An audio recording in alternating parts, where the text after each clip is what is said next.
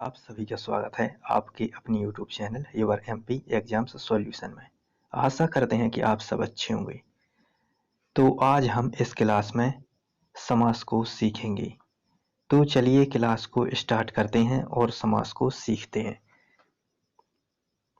तो सबसे पहले देखते हैं समास। समास क्या है? समास दो या दो से अधिक शब्दों से मिलकर बने सार्थक शब्द को समास कहते हैं। समस्त पद, समास के अंतर्गत समस्त पद आता है। समस्त पद क्या है? तो समस्त पद समास के नियमों से बना शब्द समस्त पद कहलाता है। जो शब्द समास के नियमों से बना है उसे समस्त पद कहते हैं। इसके बाद आगे देखते हैं आगे समास के भेद। समास के कुल 6 भेद होते हैं, जिनमें पहला भेद अव्ययीभाव समास है। अव्ययीभाव समास जिस समास का पूर्व पद प्रधान हो उसे अव्ययीभाव समास कहते हैं। ऐसा समास जिस समास का पूर्व पद प्रधान हो उसे अव्ययीभाव समास कहते हैं। इस समास में संपूर्ण पद क्रिया विशेषण हो जाता है। अव्ययीभाव समास का जो संपूर्ण पद है वह क्रिया विशेषण हो जाता है। इसके बाद इसमें नोट, इसमें सामान्यतः यथा, आ, भर, नी, अन, नी, प्रति, वा, बा, वे, वा जैसे अव्ययों का प्रयोग होता है। समस्त पद और विग्रह। समस्त पद यथाशक्ति, यथाशक्ति का विग्रह करेंगे तो यथाशक्ति साथ के अनुसार, यथाशक्ति शक्ति के अनुसार, यथासंभव संभावना के अनुसार, यथामति मति के अनुसार, प्रतिदिन प्रत्येक दिन। इसके बाद आगे देखते हैं तत्पुरुष समास। तत्पुरुष समास किसे कहते हैं? तो इसकी परिभाषा है जिस समास में उत्तर पद प्रधान होता है तत्पुरुष समास कहलाता है। ऐसा समास जिस समास का उत्तर पद प्रधान हो वह तत्पुरुष समास कहलाता है। इस समास में विग्रह करते समय दोनों पदों के बीच कारक चिन्ह आ जाता है। तत्पुरुष समास में विग्रह करते समय दोनों पदों के बीच में कारक चिन्ह आ जाता है। तो देखते हैं कि कारक चिन्ह भेद। कारक के आधार पर तत्पुरुष समास 6 प्रकार के होते हैं। कारक चिन्ह और विभक्ति। कर्ता ने, कर्म को, करण से। इसके बाद आगे देखते हैं संप्रदान के को अथवा के लिए। अपादान से अलग होने के अर्थ में प्रयोग होता है। संबंध का, के, की। अधिकरण में या पर। संबोधन हे, अरे। इसके बाद आगे देखते हैं तो पहला कर्म तत्पुरुष समास। कर्म तत्पुरुष समास, इसमें दोनों पदों के बीच कर्म कारक की विभक्ति को आती है। कर्म तत्पुरुष समास में जो विभक्ति होती है को, वह को आती है। समस्त पद और विग्रह। कष्टापन्न, कष्ट को आपन्न। इसमें कष्ट और आपन्न के बीच में को विभक्ति आ गई। इसी प्रकार से विद्या प्राप्त। तो विद्या प्राप्त में विद्या को प्राप्त। इन विद्या और प्राप्त इन दोनों के बीच में को विभक्ति आ गई। नगर गमन, नगर को गमन। इसी तरह से नगर और गमन के बीच में को विभक्ति आ गई। इसके बाद देखते हैं आगे ग्रहागत। ग्रहागत, ग्रह को आगत। ग्रह और आगत के बीच में को विभक्ति आ गई। इसी तरह से जीव कतरा, जीव कतरा, जीव को कतरने वाला। जीव को कतरने वाले, इसमें को विभक्ति आ गई। दूसरे नंबर पर आता है करण तत्पुरुष समास। तो करण तत्पुरुष समास क्या है? इसमें करण कारक की विभक्ति से अथवा के द्वारा दोनों पदों के बीच में आ जाती है। तो और आगे देखते हैं समस्त पद और विग्रह। पंत रचित, पंत रचित, पंत के द्वारा रचित।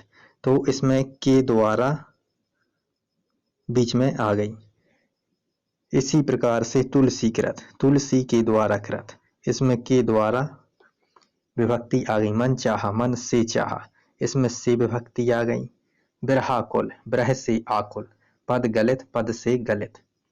इसके बाद आगे देखते हैं संप्रदान कारक की विभक्ति के लिए दोनों पदों के बीच आ जाती है। संप्रदान तत्पुरुष में इसमें संप्रदान कारक की विभक्ति के लिए दोनों पदों के बीच में आ जाती है। समस्त पद और विग्रह। राष्ट्र प्रेम, राष्ट्र के लिए प्रेम। पूजा घर, पूजा के लिए घर। पाठशाला, पढ़ने के लिए शाला। आगे देखते हैं स्नान घर, स्नान के लिए घर, रसोई घर, रसोई के लिए घर। इसी प्रकार से आगे देखते हैं। चौथे नंबर पर आता है अपादान तत्पुरुष समास। इसमें अपादान कारक की विभक्ति से, दोनों से, इसमें से दोनों पदों के बीच में आ जाती है। नेत्रहीन, नेत्र से हीन, नेत्र और हीन के बीच में से कारक की विभक्ति आ गई। इसी तरह से बलहीन, बल से हीन, पदच्युत, पद से च्युत, शक्तिहीन, शक्ति से हीन, प्रेम रिक्त, प्रेम से रिक्त। इसी तरह से आगे देखते हैं। अब आता है 5वें नंबर पर संबंध तत्पुरुष समास। इसमें संबंध कारक की विभक्ति का, के, की दोनों पदों के बीच आ जाती है। राजपुत्र, राजा का पुत्र, इसमें राजा और पुत्र के बीच में का विभक्ति आ गई। राजगृह, राजा का ग्रह, राजभवन, राजा का भवन, राष्ट्रपति, राष्ट्र का पति, हिमालय, हिम का आलय। इसी तरह से और आगे देखते हैं तो हमारा 6वें नंबर पर आता है अधिकरण तत्पुरुष समास। इसमें अधिकरण कारक की विभक्ति में, पर दोनों पदों के बीच आ जाती है। समस्त पद और विग्रह, लोकप्रिय, लोक में प्रिय, कला श्रेष्ठ, कला में श्रेष्ठ, गृह प्रवेश, गृह में प्रवेश, मुनि श्रेष्ठ, मुनियों में श्रेष्ठ। इसी प्रकार से आगे देखते हैं। अब आता है 3 नंबर पर कर्मधारय समास। जिस समस्त पद का उत्तर पद प्रधान हो तथा जिसमें एक पद विशेषण और दूसरा विशेष्य हो, कर्मधारय समास कहलाता है। कर्मधारय समास ऐसा समास है जिस समास का प्रथम पद, जिस समास का उत्तर पद प्रधान हो तथा जिसमें एक पद विशेषण हो और दूसरा विशेष्य हो, कर्मधारय समास कहलाता है।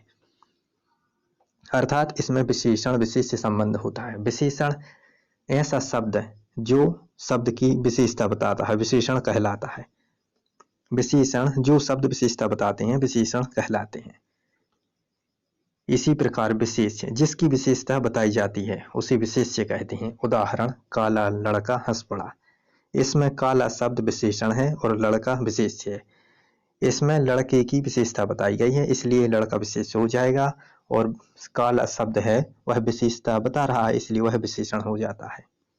इसी प्रकार से आगे देखते हैं। समस्त पद और विग्रह, पीतांबर, पीतांबर, परमेश्वर, परम ईश्वर, नील गाय, नीली गाय, नील कमल, नीला कमल। इनमें नीला है जो विशेषण हो जाएगा और कमल है विशेष्य हो जाएगा, क्योंकि कमल की विशेषता बताई गई है।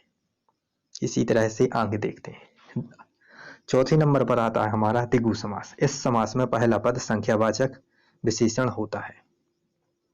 इसमें समूह का ज्ञान होता है। द्विगु समास जिसमें पहला पद संख्यावाचक होता है और इसमें समूह का ज्ञान होता है। समस्त पद और विग्रह, पंच तत्व, 5 तत्वों का समूह, त्रिभुवन, 3 भुवनों का समूह, पंचवटी, 5 वटों का समूह, पंचपात्र, 5 पात्रों का समूह, 700, 700 का समूह।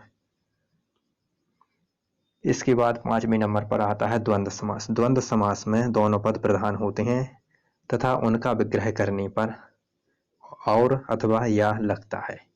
तो चलिए देखते हैं। इसमें समस्त पद और विग्रह, माँ बाप, माँ और बाप, भाई बहन, भाई और बहन, पाप पुण्य, पाप या पुण्य, भला बुरा, भला या बुरा, धर्म अधर्म, धर्म या अधर्म। इसके बाद 6वें नंबर पर आता है बहुब्रीहि समास। बहुब्रीहि समास जिस समस्त पद में कोई पद प्रधान नहीं होता और दोनों पद मिलकर किसी तीसरे पद की ओर संकेत करते हैं, वहां पर बहुब्रीहि समास होता है। बहुब्रीहि समास ऐसा समास है जिसमें कोई भी पद प्रधान नहीं होता,